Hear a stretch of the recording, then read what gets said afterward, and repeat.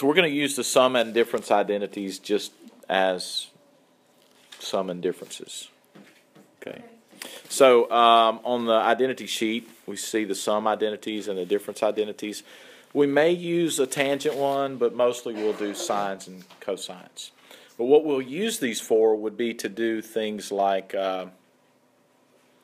sine of 75 degrees.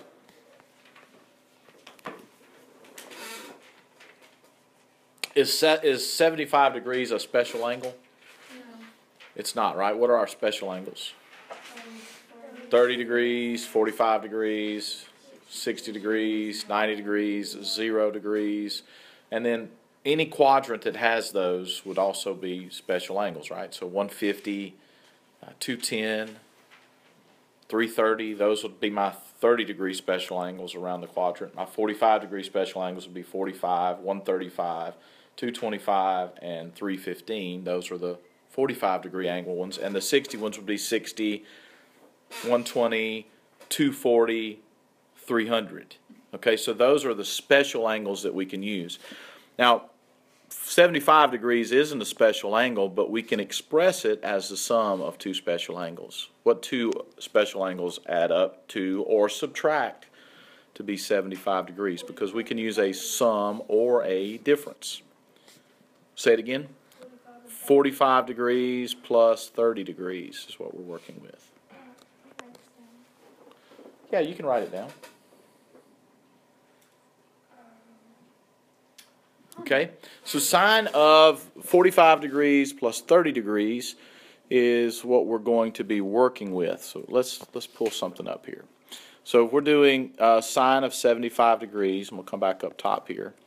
And since I chose, or since you guys chose two angles that add to be 75, we're going to be using the identity sine of x plus y equals, and you'll have these identities on your test, sine x cosine y plus cosine x sine of y. That's straight from your identity sheet. So everybody's located that identity on your identity sheet. So if I'm doing 45 and 30 here instead of x and y, I'm just going to make that substitution. And I will have sine of 45, cosine of y, cosine of 30, plus cosine of 45, sine of 30.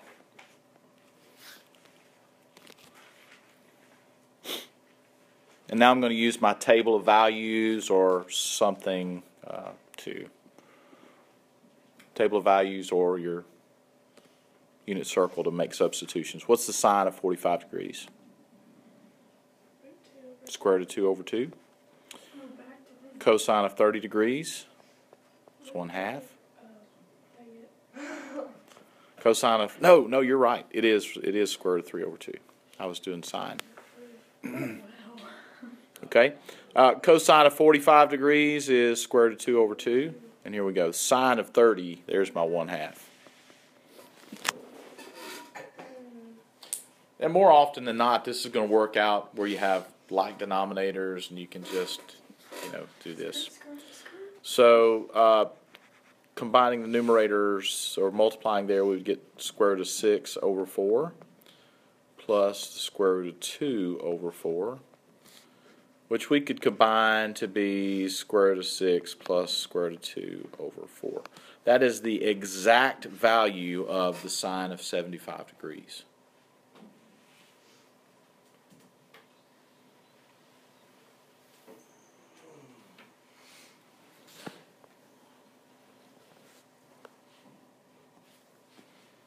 Okay? Pretty straightforward. So that's what we use the sum and difference identities to find the exact values of trig functions that we don't know.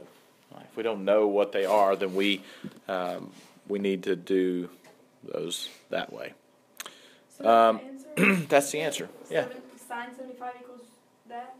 What was it? Square root of 6 plus square root of 2 over 4. Yep, that's it. That's so different than all the other things. Well, it's the exact value of the sine of 75 degrees. On these, you kind of get around, like, you get similar answers, don't you? Almost. What do you mean? Like, once you start doing these problems, you know, just for different angles, some of the angles you kind of get, like, the same answer or, like, similar answers. Yes, because 75 degrees is square root of 6 plus square root of 2 over 4. It would be the same in the second quadrant. So 75 degrees in the second quadrant would be 105 degrees, same as 75. 75 in the third quadrant would be 180 plus 75, which is 255. So 255 would be the negative of this because the sign is the same value, just different signs in the third and fourth quadrant. Yeah, that's an excellent point. Let's do something that's a little more abstract using a difference identity. Let's calculate the sine of x minus pi. Now, what are we doing there if I'm saying sine of x minus pi? What is that doing to the sine function? Go back to our graphing unit. Wait, so Let's go back to our graphing unit and think about what x minus pi does. What does this minus pi do? It's a phase shift, right? So we're wanting to know what the sine of x is like if we shift it right pi. This is moving the sine graph right pi. That's all we're doing. You don't have to think of it this way. You can just plug it directly into this difference identity of sine of x minus y is equal to sine x cosine y. So using the identity, we have sine x cosine y minus cosine x sine of y. We're just going to make the substitutions. So I'll have sine x is x, y is pi.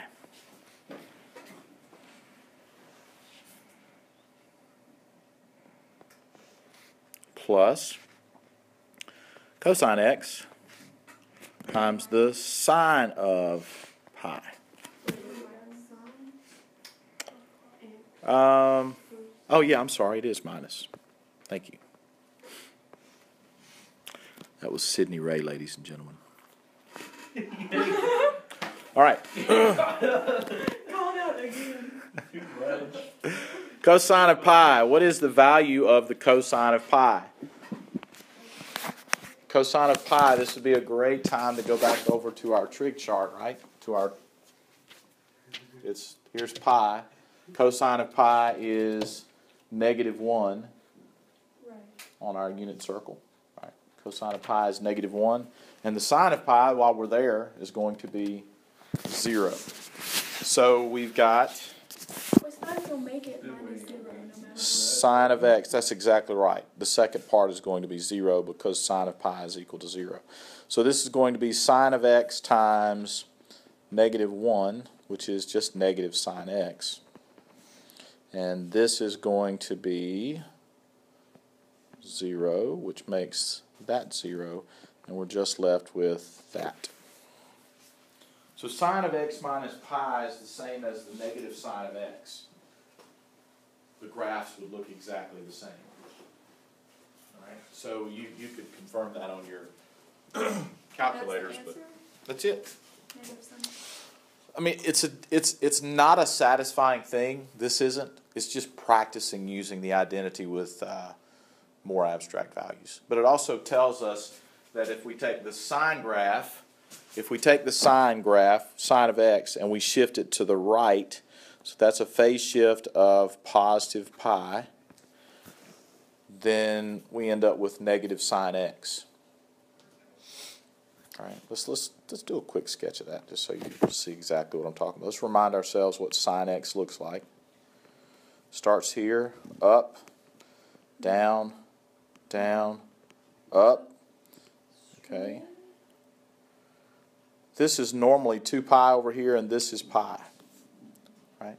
So sine of x plus phi is a phase shift right pi over 2. So my new axis is right here. Okay.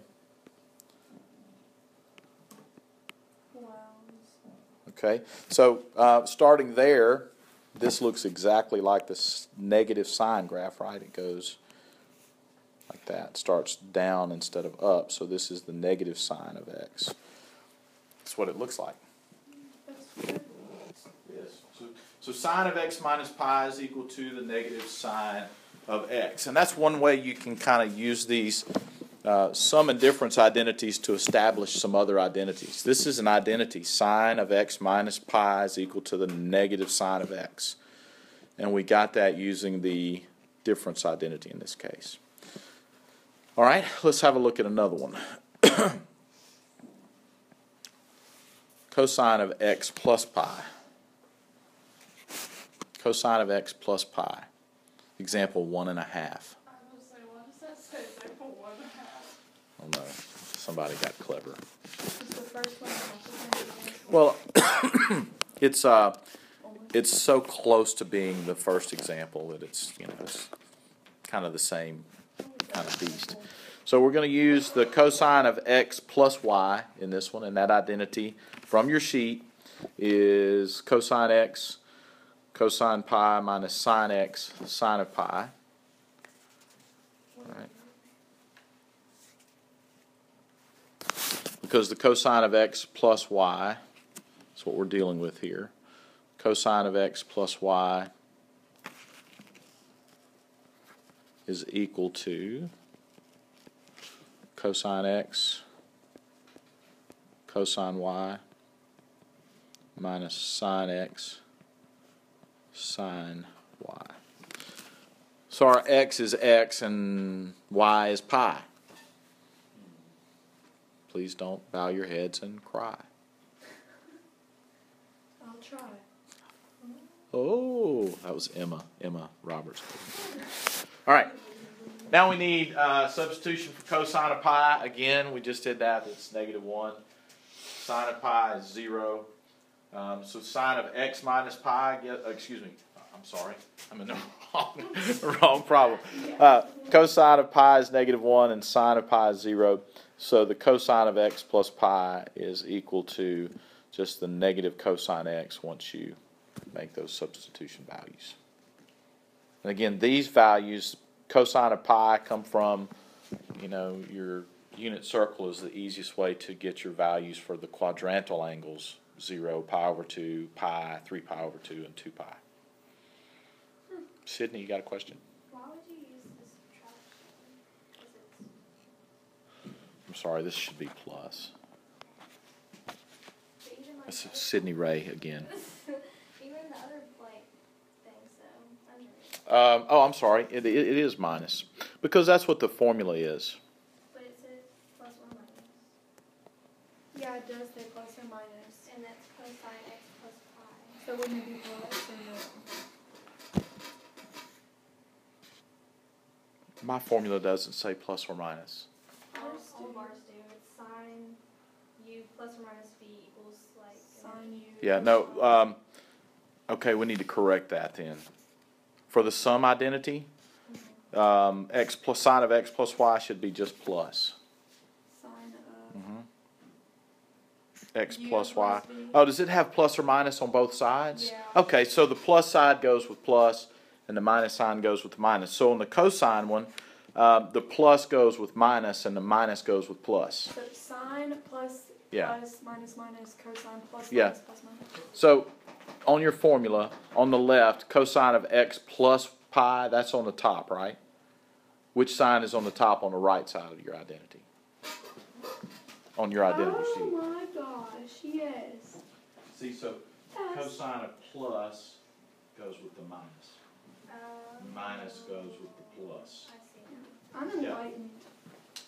I'm using a different identity sheet, the one that I wish I had given you, but I didn't. Well, it's not too late. It's not too late. Yeah, I can give you this one at some point. It doesn't have that plus or minus, but plus goes with minus and minus goes with plus on the cosine identity. Those signs have to be the same. If you use the top sign on the left, you use the top sign on the right. Got it now? Okay. It is a little bit kind of odd. All right. Find the exact value of the cosine of 15 degrees in radical form. Now, exact value This is a redundancy. The exact value would have to be in radical form. Right. Otherwise, we'd be asking for a decimal approximation. Now, is 15 degrees one of our special angles? Can we express it as a sum or difference of special angles? 45 minus 30. 45 minus 30. What else could we do? You could do 60 minus 45. Right? Yeah. You could do 150 minus 135. It's always going to give you the same value. I'm doing small. Okay? So the cosine of 15 degrees, she's going to do the small one. All right, so we're going to use a difference identity. You guys want to use the cosine of 45 minus 30. So straight off of our identity sheet for cosine and difference, 45 times the cosine of y, which is 30, plus sine of 45, x is 45, the sine of y is 30.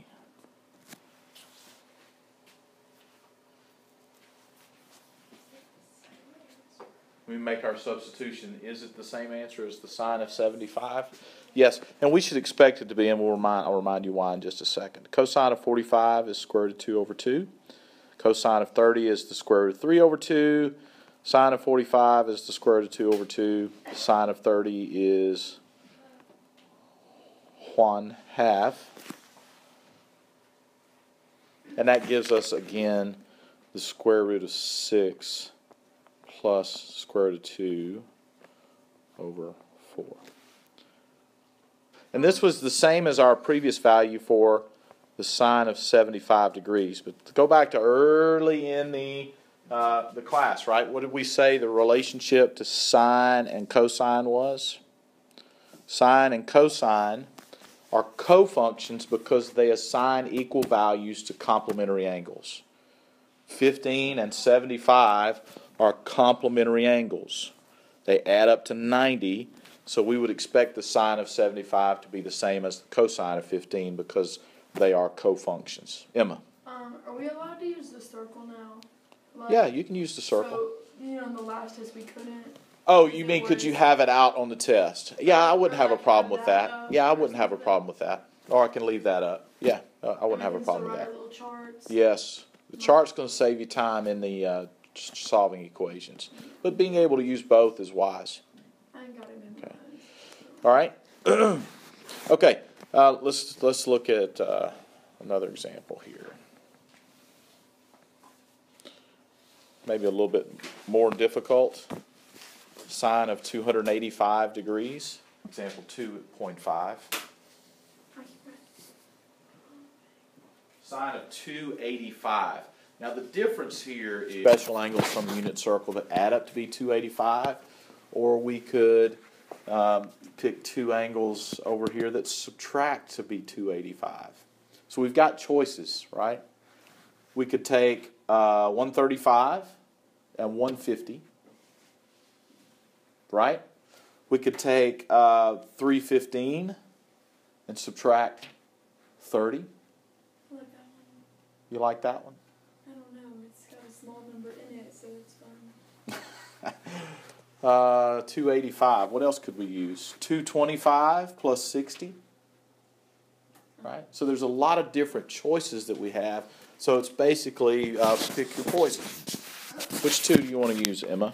I don't care. Emma doesn't care. Sine of, who wants to pick? No, Jade pick. Jade pick. 225 plus 60. She wants to use a sum identity, and that is fine. So we're doing sine of x plus y. Sine of x plus y is equal to, here's my x, here's my y. It's equal to, from our identity sheet, the sine of x of 225 sine of 60.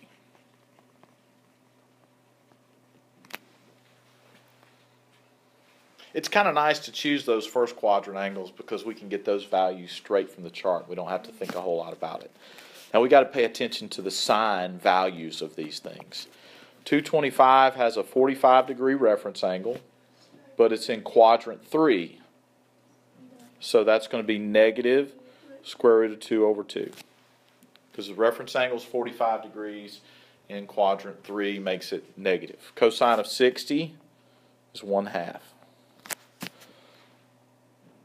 Right, Jade? Plus cosine of 225 degrees, again, third quadrant, 45-degree reference angle. The cosine is also negative in the third quadrant, so that's the square root of 2 over 2. Sine of 60 is square root of 3 over 2.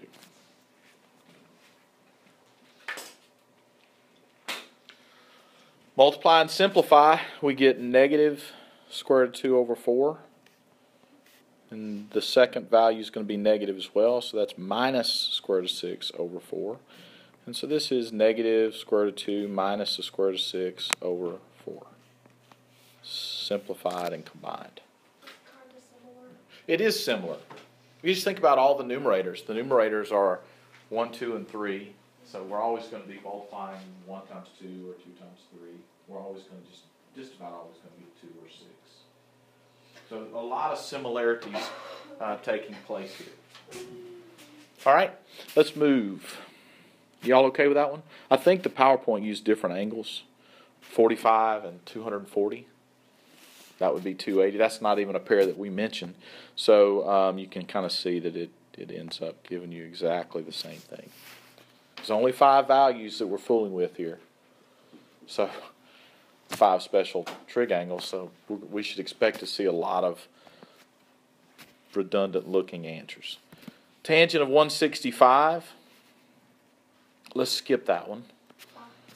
Just for sake of time, we don't need to do another one. What angles would you use for 165? If you're looking at your unit circle there, how about 120 and 45? That would work. Yeah, and then you could pull, the tangent identity has tangent x. I don't know what they used here. They used 45 and 120. So your tangent identities, your tangent values are going to come from your table. And that's what you would get. 1 minus the square root of 3 over 1 plus the square root of 3. It's okay in trig to leave your answers unrationalized. If you wanted to rationalize that, you'd multiply top and bottom by 1 minus the square root of 3. We're not going to do that. All right. Something a little bit more difficult here. This is going to combine some stuff that we did in the first test. Or was that the second test? I can't remember. And the stuff we did on the second test.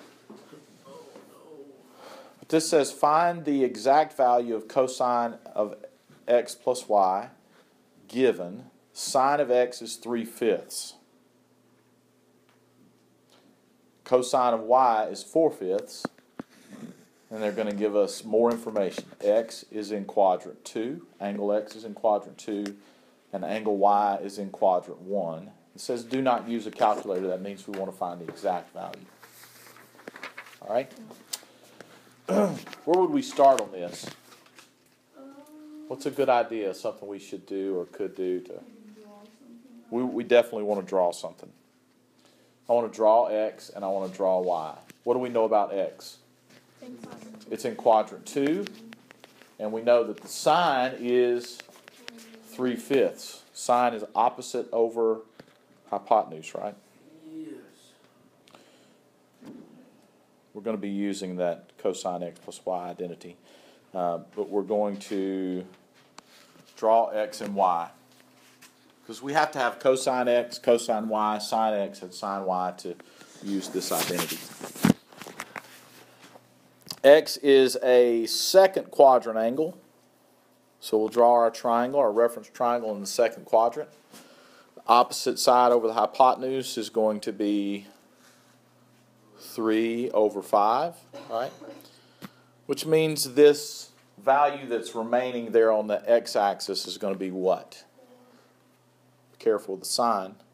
It's left, which is going to make it -4. All right, so it's our friendly 3, 4, 5 triangle, but you have to remember if left and down are negative, up and right are positive. Okay? We draw y. Work ahead and draw y. Y is in quadrant 1. The cosine of y is 4/5. Our triangle, our reference triangle is in quadrant 1. Cosine is adjacent side over hypotenuse. And again, this is a very easy, familiar 3, 4, 5 triangle. The 3 value is positive this time because it's up. Now, we used this skill in our earlier test to find the exact values of all trig functions given just one and which quadrant it's in. So you just quickly solve the triangle and do it. Now we're ready to make the substitutions. Angle x is on top. Angle y we have in the bottom. X and y. And then I'm going to make those substitutions into my identity formula. Cosine x plus y equals cosine x, cosine y minus sine x, sine y. What is the cosine of x? Cosine x is the adjacent side over the hypotenuse.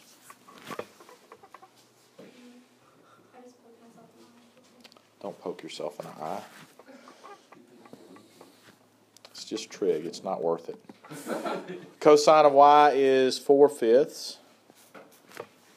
minus sine of x. We're given the sine of x, right? Sine of x is 3/5. And the sine of y is also 3/5. Opposite over hypotenuse. Now ready to simplify.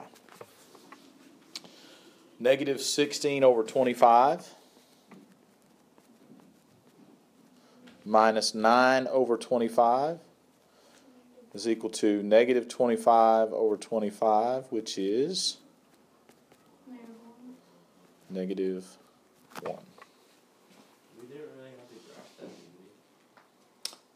How would you have found the cosine of y, the cosine of x and the sine of y? Right? Of the values that we were given the sine of x. Okay, so I was given this one, and I was given the cosine of y. I was given this one, but I still have to find the other two, and I don't know how you would find those other two values without drawing those triangles. Right? This value and this value have to come from the triangles. Does that make sense? Spence? Don't be so tense. Okay? All right?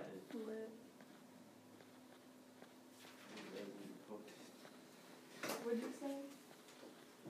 All right? One more, then we're done. We're going to be maybe a little rush for time to get this finished. Find the exact value of sine x minus y, given that the secant of x is negative 5/3. The tangent of y is 2/3. Again, x is a quadrant 2 angle, y is a quadrant 3 angle. Do not use a calculator. I'm not sure how you would use a calculator on this problem to begin with. But let's start out by putting our identity up. Our identity sine of x minus y from our sheet is sine x cosine y minus cosine x sine y. Now, which of these values do I know?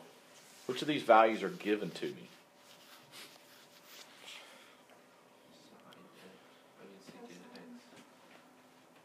The secant x, I could get the cosine from that, right? So I can get the cosine of x directly from this. I need to switch back to this. So cosine of x would be negative 3/5, the reciprocal of the secant. But that's just one value. I need the sine of y, I need the cosine of y, and I need the sine of x. And I'm going to do that. I'm going to get those values by doing what? Drawing the triangles in the appropriate quadrant. All right, x is in the first quadrant, and y is going to be in quadrant. No, excuse me, x is in quadrant 2. So there's x. The secant is -5/3. That's the hypotenuse over the adjacent side. The hypotenuse is always positive, which means the adjacent side is going to have to be negative. So that's -3 on the adjacent side, 5 on the opposite, on the hypotenuse. And our friend, the 3, 4, 5 triangle. Is 4 going to be positive or negative? Positive because it's up. I need to get rid of Jonathan down there. Y is in quadrant 3.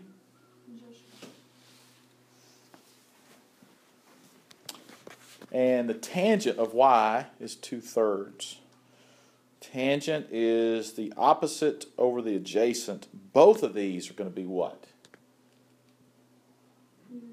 Both have to be negative, right? Because it's down and left. -2/3. And in using the Pythagorean theorem, 2 squared plus 3 squared is 13, right? So the hypotenuse is going to be the square root of 13. And now we're ready, right? We can fill in our values. What's the sine of x?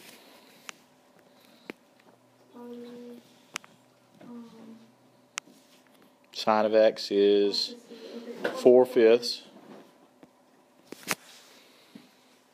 Cosine of y is the adjacent side over the hypotenuse. So the adjacent side is going to be -3. -3 over square root of 13. Gross. Minus. Cosine x is -3/5.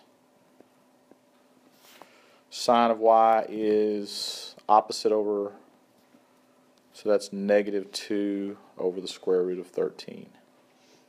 Lots of negative signs going on there, so be careful with that.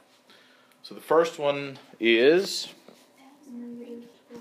yeah, we're almost done, or is it past done? This is -12 over 5 square root of 13, and this is +6 over 5 square root of 13. It's positive because you have these two negatives multiplying to be a positive. So final answer is -18 over 5 square roots of 13. All right? Good? Homework? Oops. There's your homework. Take a screenshot. You guys, this is due Monday.